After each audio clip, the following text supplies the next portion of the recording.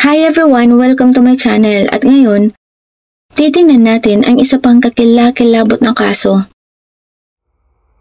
Ang daan ay mahaba at madilim. Tanging mga ilaw ng sasakyan lamang ang nagsisilbing gabay. Mula Santo Domingo patungo ito sa Casablanca Beach na nasa lalawigan ng Esmeraldas. Sa loob ng kotse ay may 3 kabataang babae, sina Denise Reyna, Juliana Matias at Anaily Tapia. Plano nilang magpalipas ng ilang araw sa tabing dagat. Ngunit sa gabing yun, tila may kakaibang pakiramdam na bumapalot sa biyahe. Habang lumalalim ang gabi, mas naging tahimik ang paligid. Eksaktong 11:06 ng gabi, nagpadala ng mensahe si Denise sa kaibigan. May hindi ako magandang kutob. Pinindot niya ang send at matagal na tumitik sa screen, naghihintay ng sagot.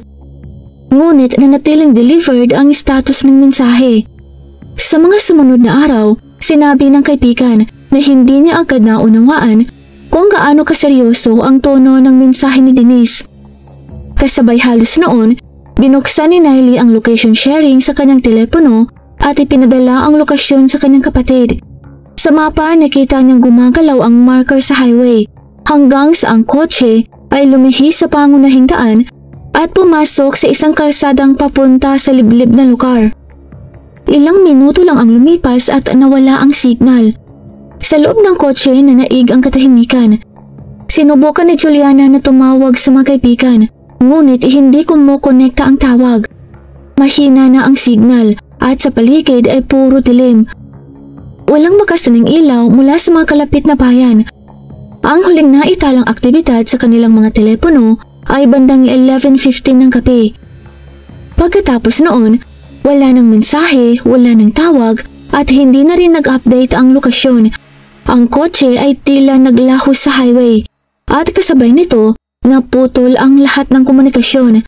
Ang gabing yun ang naging simula ng isang kwentong tumatak sa kasaysayan ng Esmeralda. Isa sa mga pinakamatinding pangyayari sa makabagong panahon ng Ecuador. Bago pa man ang trahedyang yun, sina Juliana, Denise at Naily ay mga simpleng kabataan mula Santo Domingo, puno ng pangarap at pag-asa sa hinaharap. Si Juliana Matias, 21 years old, ay nagtapos sa Shella Institute sa kursong Transportation Engineering. Kilala siya sa pagiging masipag at responsable at hinangaan ng mga kuro dahil sa kanyang dedikasyon. Bukod sa pag-aaral, mahilig din siya sa musika at kilala sa kanyang screen name na Seria. Kumakanta siya sa mga lokal na lugar at nagbabahagi ng kanyang awitin online. Determinadong abutin ang pangarap sa musika sa sarili niyang paraan. Si Denise Reyna, 19, ay may pangarap ang maging veterinaryo. Bata pa lamang siya ay maalaga na sa mga hayop at nais niyang magtayo ng sariling klinika para tulungan ng mga ito. Kamakailan ay nagplano siyang lumipat sa Estados Unidos upang ipagpatuloy ang pag-aaral at magsimula ng bagong buhay malapit sa isang kaibigan. Inalala siya ng mga mahal sa buhay bilang kalmado, maaasahan at mapagkakatiwalaan. Samantala, si Anaily Tapia, 22, ay isang ina ng 4 na taong gulang na anak. Matapos maghanap ng matatag na trabaho sa Quito, sinubukan niyang pumasok sa modeling at nagplano ring lumipat sa Spain para sa mas magandang kinabukasan. Ang kanyang layunin ay isang maayos at ligtas na buhay para sa anak niya. Kilala siya bilang mabait at matatag, mga katangiang nagpatatag sa kanya sa kabila ng mga pagsubok.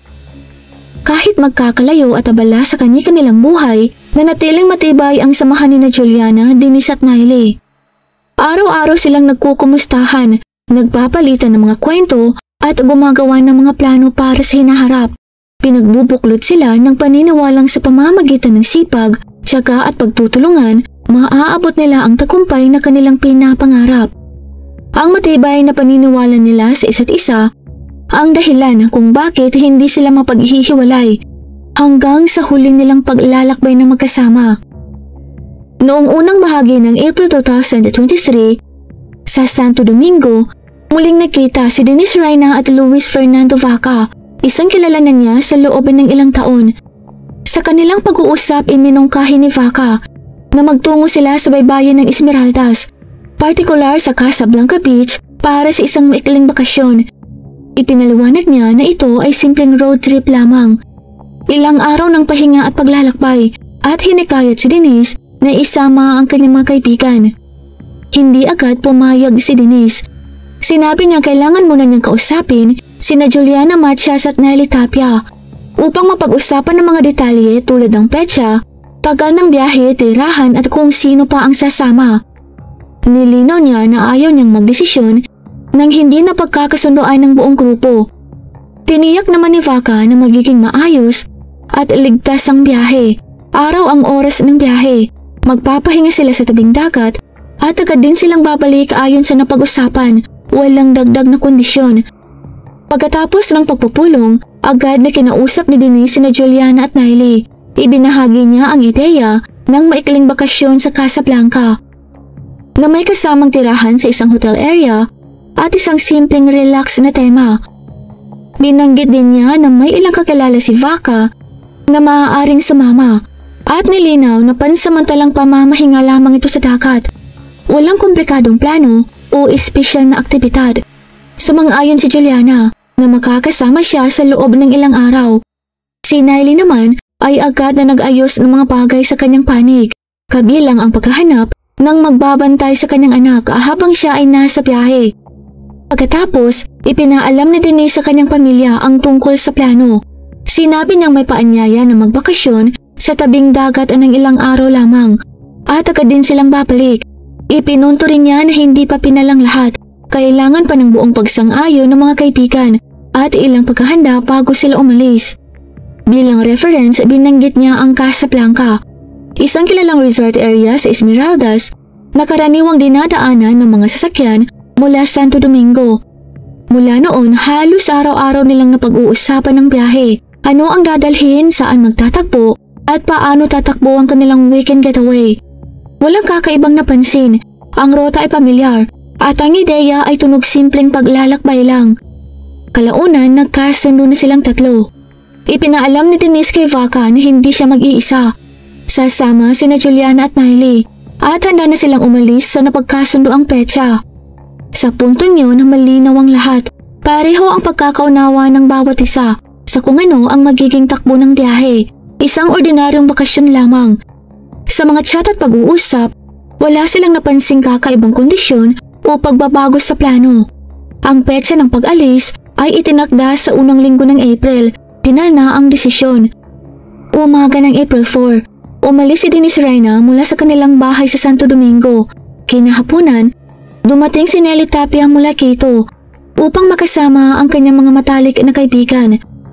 Matapos ayusin ang ilang bagay sa maghapon, bumalik ang tatlo sa bahay ni Denise. Nakaayos na ang kanilang plano sa gabi. Aalis sila patungong baybayin ng Esmeraldas. Pagsapit ng gabi, huminto sa tapat ng bahay ang isang itim na Chevrolet Sail. Sa manibela ay si Luis Fernando Vaca. Sumakay sila Denise at Nelly at tumaan sila para sunduin si Juliana Matias. At sa sandaling yun, kumpleto na ang grupo. Kasabay nito, may isa pang sasakyang sumabay sa parehong direksyon. Sa loob naman nito ay sina Andres Zambrano at Amar Ardanos. Nagtugma ang oras ng pag-alis ng dalawang grupo at sa ilang bahagi ng highway, napansin ng mga tao ang dalawang sasakyang makalapit habang bumabaybay sa daan. Tila sabay na naglalakbay at hindi nawawalan ng tanaw sa isa't isa. Ang rotang tinahak mula Santo Domingo hanggang Casablanca ay kilalang daan, diretso at madalas dinadaanan ng mga motorista. Isang pangunahing highway palabas ng lungsod na kumukonekta sa kalsadang patungo sa baybayin. Sa normal na biyahe, tinatayang 4 na oras lamang ang layo kung walang matagal na hintuan. Bago sila bumiyahe, sinigurado nilang maayos ang lahat. Sapat ang gasolina, puno ang charger ng mga telepono at malinaw ang signal ng mga linya. Si Luis Fernando Vaca ang nananatiling nagmamaneho ng itim na Chevrolet Sail at sa oras ng pag-alis, walang naitalang aberya sa sasakyan o sa mga dokumento. Ngunit kay nabukasan umaga ng April 5, napansin ng mga pamilya ni Denise, Juliana at Nelly na hindi na sila nakatatanggap ng sagot. Ang mga mensaheng ipinadala sa chat ay hindi na nabubuksan at ang mga tawag hindi na sumasagot. Wala ang karaniwang update na nakarating na kami sa Casablanca. ang mga chat ay nananatiling tahimik. Pagsapit ng tanghali, nagsimula ng maghanap ang mga pamilya. Isa-isa nilang kinontak ang mga kaibigan na nakausap pa ng 3 noong gabi bago umalis. Sinusubukang buuin kung anong oras eksaktong umalis at kung saan sila huling nagkita. Ngunit wala ni isa ang may narinig mula sa kanila, simula pa noong huling bahagi ng gabi. Nang tingnan ang call logs, puro missed calls at failed attempts ang nakita. Samantala, sinuri ng kapatid ni Niley ang location sharing feature ng kanyang telepono. Ang huling signal ay natanggap noong gabi ng April 4th. At pagkatapos noon, wala nang update o galaw sa mapa. Doon nagsimulang maramdaman ng pamilya na may kakaibang nangyayari. Ibinahagi ng mga pamilya ang mga screenshot ng lokasyon sa isa't isa at sinimulang itala ang bawat detalye. Pagsapit ng gabi ng April 5, pinagsama nila ang kanilang mga pagsisikap. Gumawa sila ng timeline ng huling komunikasyon ng 3. Inisa-isa ang dapat na rota at inipon ang mga larawan, paglalarawan ng suot at detalye ng mga telepono na ginamit nila.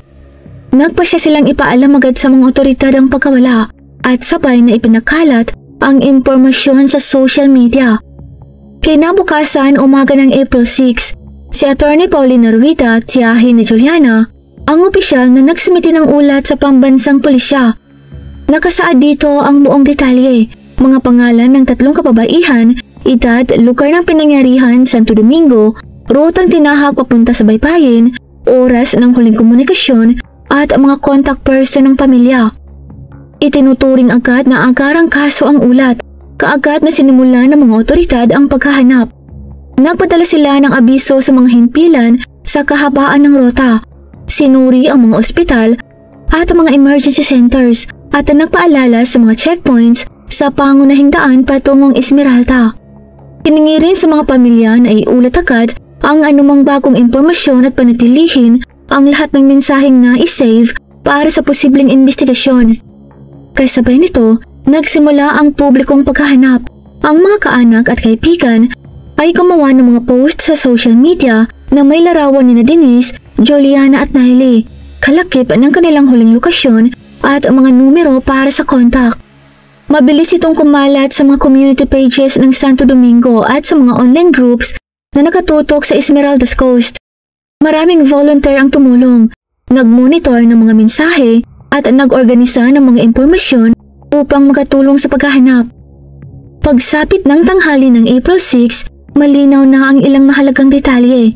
Ang huling galaw ng 3, ang oras ng pagtigil ng lokasyon ni Niley, at ang paulit-ulit na nabigong mga tawag na sinubukang gawin ng pamilya. Wala pa ring komunikasyon, lahat ng impormasyong nakalap ay ibinigay na sa lead investigator at nagkasundo ang magkabilang panig na patuloy na magpahagian ng update sa sandaling may bagong lumabas na detalye. Pagsapit ng gabi ng April 6, nanatiling mabigat ang katahimikan. Walang ulat mula sa mga istasyon ng pulis sa kahabaan ng highway. At wala ring record na maaaring mag-ugnay sa pagkawala ng 3 kababaihan. Nananatiling bukas ang mga linya ng komunikasyon, aktibo ang mga group chat at umaasa pa rin ang lahat ng bukas baka may matuntun ng sagot. Hapon ng April 7, sa may ilog ng Esmeraldas sa bahagi ng Kennedy, may ilang mangingisda ang nakapansin sa isang aso na tila may hinuhukay sa gilid ng masukal na bahagi ng pampang. Lumapit sila upang tingnan at doon nila nadiskubre ang isang bagay na kahina-hinala. Agad nilang ipinaalam sa mga otoridad na dumating upang siguruhin at siyasatin ang lugar. Habang patuloy ang pagsusuri, 2 pang lugar ang natukoy malapit doon. Sa parehong lokasyon, natagpuan ang 3 katao, pawang mga kababaihan.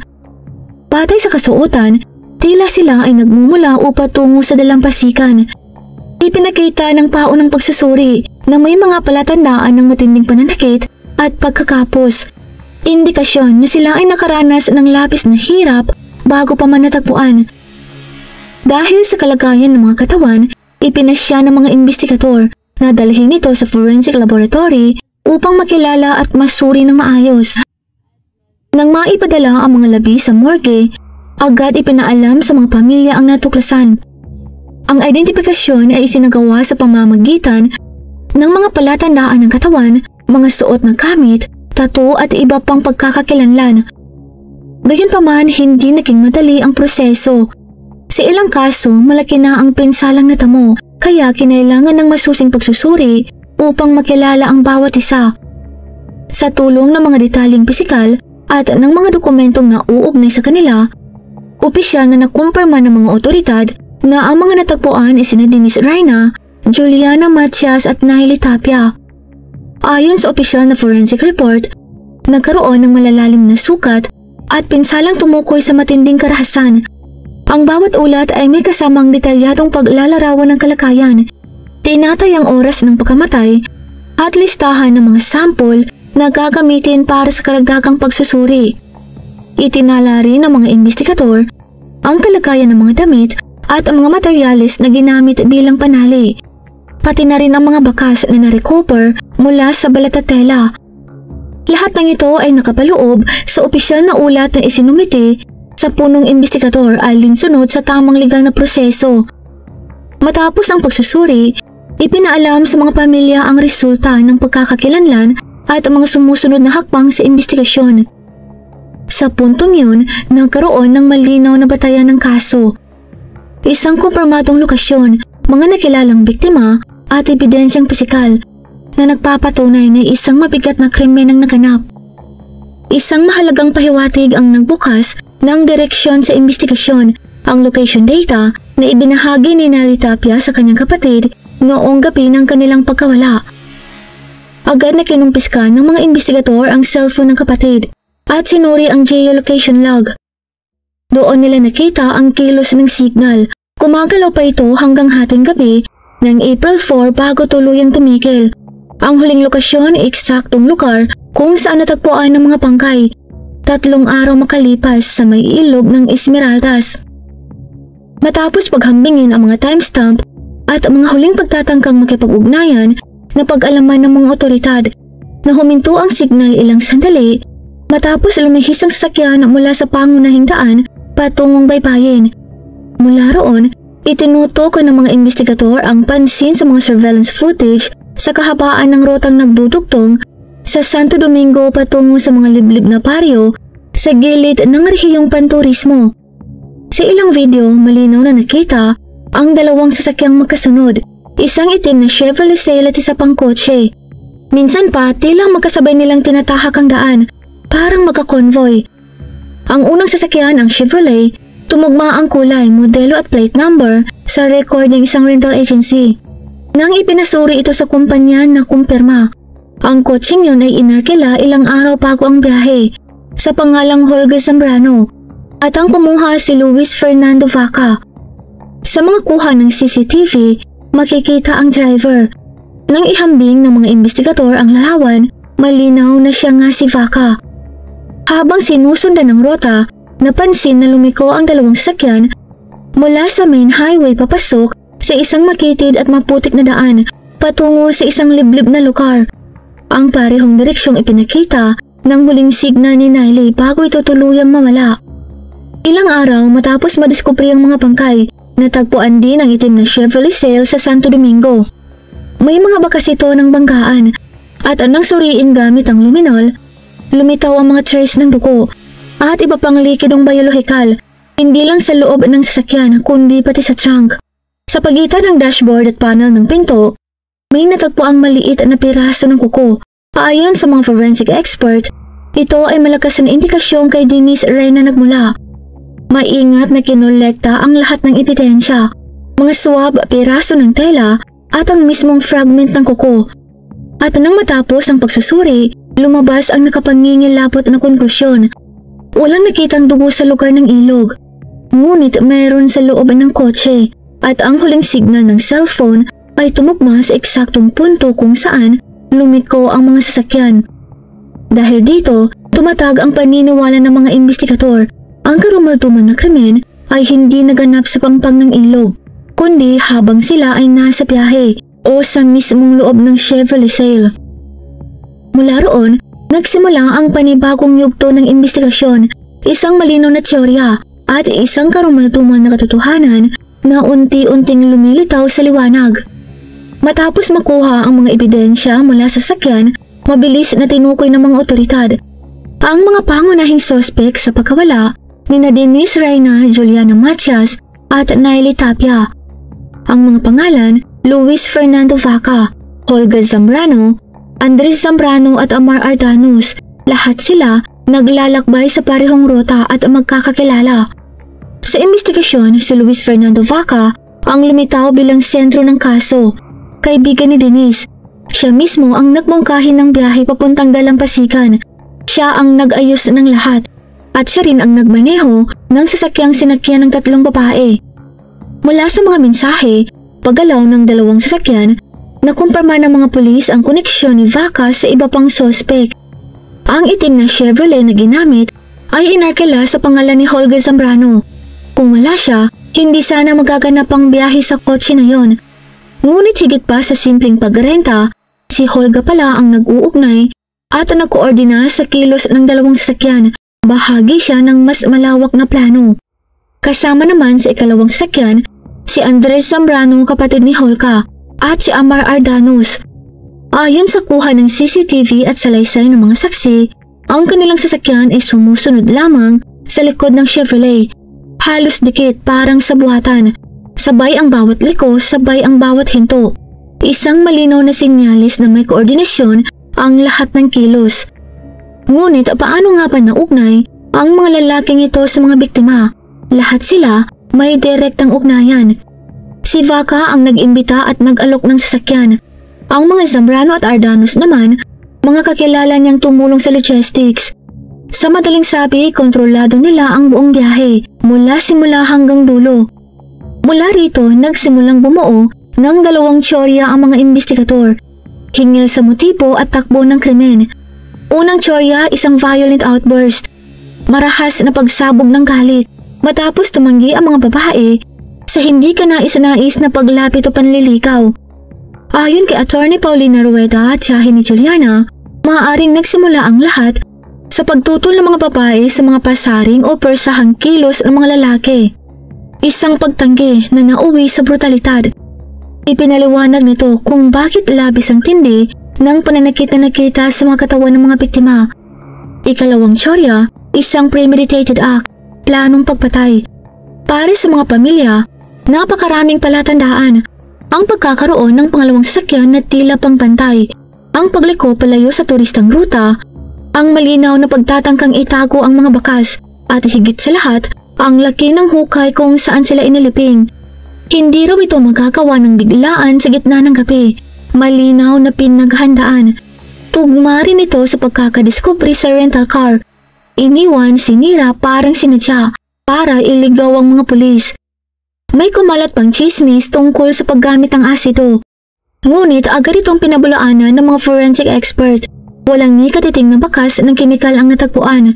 Sa puntong ito, walang pinanigan ng mga otoridad sa alinmang tsorya. Parehong may bigat, parehong tumutugma sa mga katotohanang hawak. Ang iisang rota, ang sabuatan ng mga saksi, ang kontrol nila sa biyahe at ang oras ng pagkawala. Ang pinakamahalaga sa puntong yun ay malinaw na lahat ng 4 na lalaki ay may parehong tsansa at kakayahan para isagawa ang krimen.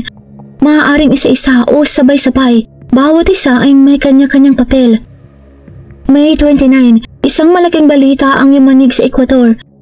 Sa operasyon ng Attorney General's Office at National Police, naaresto sina Olga at Andres Zambrano malapit sa hangganan ng Peru. Ayon sa mga border agent, sinusubukan ng magkapatid na tumakas palabas ng bansa. May mga arrest warrant na inilabas laban sa kanila. Batay sa mga kuha ng CCTV, record ng pagrenta ng sasakyan at ang mga tawag na nag-uugnay sa gabi ng pagkawala ni Denise, Juliana at Naily. Dinala sila sa istasyon para sa investigasyon at kalaunan opisyal na inilipat sa kustudiya. Kinumpirma ng mga pulis na nangyari ang tangkang pagtakas habang kasagsagan ng malawakang manhunt para sa mga sangkot sa pagpatay sa 3 kababaihan. Ilang linggo ang lumabas ang isang nakakukulat na balita. Sa Chimborazo Province, natagpuan ng mga otoridad ang mga labi ni Luis Fernando Vaca. Ang dating itinuturing na case suspect ngayon ay isa na ring biktima. Ayon sa forensic analysis, ang katawan ni Vaca ay pinagputol-putol ang sanhi ng kamatayan, matinding karahasang pisikal. Tansya ng mga eksperto na siya ay napatay noong April, halos sabay sa pagkawala ng mga babae. Ibig sabihin, ang tanging saksi na makapagpapaliwanag sana kung ano ang tunay na nangyari noong gabi ng April 4 ay pinatahimik na bago pa man umabot sa mga pulis ang investigasyon. Ayon kay Atty. Paulina Rueda at tiyahin ni Juliana, nakakatanggap ng pagbabanta ang mga magulang ni Vaca, kaya't napilitan silang lumikas ng bansa. Naniniwala ang pamilya na sinubukan ni Luis Fernando Vaca na magsalita. Ngunit may pumigil sa kanya at iyon ang kanyang ikinamatay. Samantala, ang paghahanap kay Amar Ardanos ay tumagal ng ilang buwan. Palipat-lipat siya ng tirahan, iniiwasan ng mga lugar na dati niyang pinupuntahan. Hanggang sa November 2023, matagumpay siyang naaresto ng mga otoridad. Sa interogasyon, lumabas na may koneksyon siya sa kilalang grupong kriminal na Luz at may mga dating kaso ng ilegal na pag-iingat ng baril. Ang ugnayang ito sa organisadong krimen ay lalo pang nagpatibay sa teorya na planado at sabuatan ng nangyaring pagpatay, hindi simpleng bugso ng kalit. Matapos makilala ang mga pangunahing sospek at makuha ang mahalagang ebidensya, nagkaroon ng pagbabago sa legal na klasifikasyon ng kaso. Mula femicide, ito ay tinuring ng ordinaryong homicide.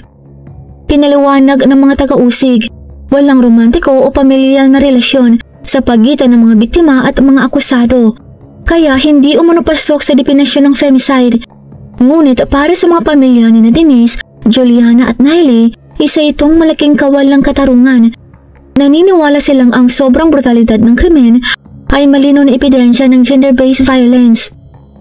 Ayon sa mga forensic report, may mga palatandaan ng torture, mahigpit na pagkakatali at malalalim na sugat sa leeg, mga marka ng karahasang nakatuon sa mga babae. Mariin namang sinabi ni Atty. Paulina Rueda, ang kawalan ng romantikong relasyon ay hindi nangangahulugan na hindi ito gender-based.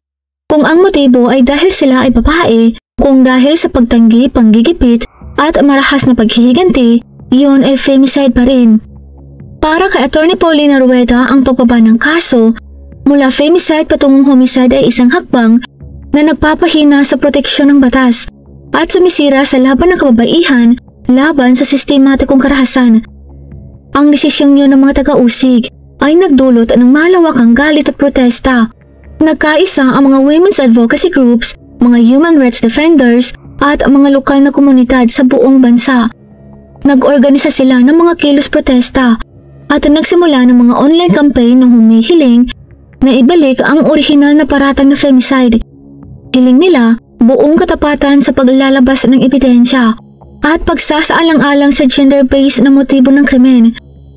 Sa gitna ng lumalakas na presyon ng publiko, parehong panig ay naghanda ng dagdag na ulat at paliwanag.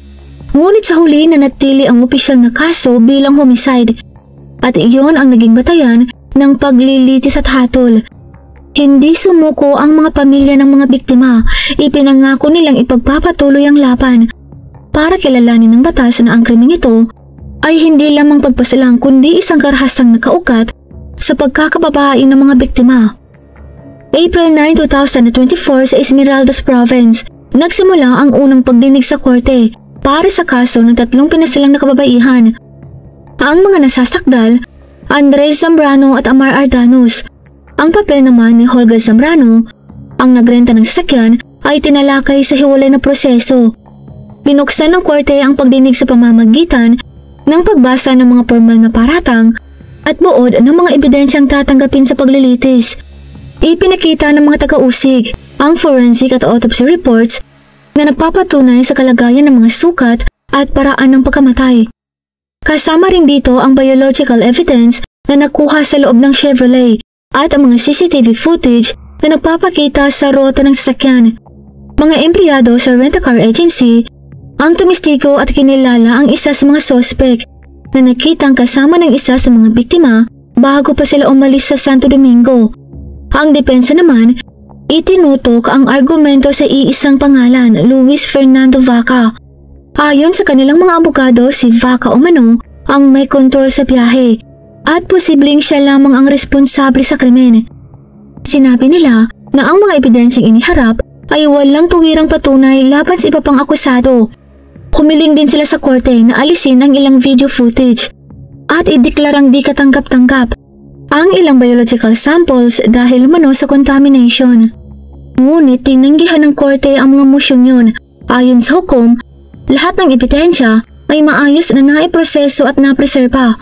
Tungkol naman kay Holga Zambrano, walang nakitang matibay na ebidensya na nandoon siya mismo sa pinangyarihan ng krimen. Ang tanging papel niya ayon sa hatol ay ang pagrenta ng sasakyan dahil dito na-absuelto siya sa mga paratang. May 17, 2024, matapos ng ilang linggong paglilitis, ibinaba ng korte ang hatol. Guilty sina Andres Zambrano at Amar Ardanos ay hinatulang may sala sa murder. Ang parusa, 34 years at 8 buwan na pagkakabilanggo bawat isa. Batay ang hatol sa kombinasyon ng mga forensic report, rota ng biyahe, mga testimonya ng mga saksi, at ebidensyang nag-uugnay sa kanila sa sasakyan. Ngunit kahit may hatol na, ang mga pamilya ni Denise, Juliana at Naile ay nananatiling walang kapanatagan. Sa papel natapos na ang kaso, ngunit sa puso marami pa ring tanong ang walang kasagutan. Ngunit sa gitna ng mga hatol at kasulatan ng korte, nananatili ang tanong, ano nga pa talaga ang nagtulak sa krimeng ito? Mayroon pa bang ibang taong sangkot? At gaano karami ang tinakpan upang maitago ang buong katotohanan? Maraming salamat po sa panonood. Kung hindi naman po kalabisan, paki-like at subscribe po sa aking channel, and as always, keep safe everyone.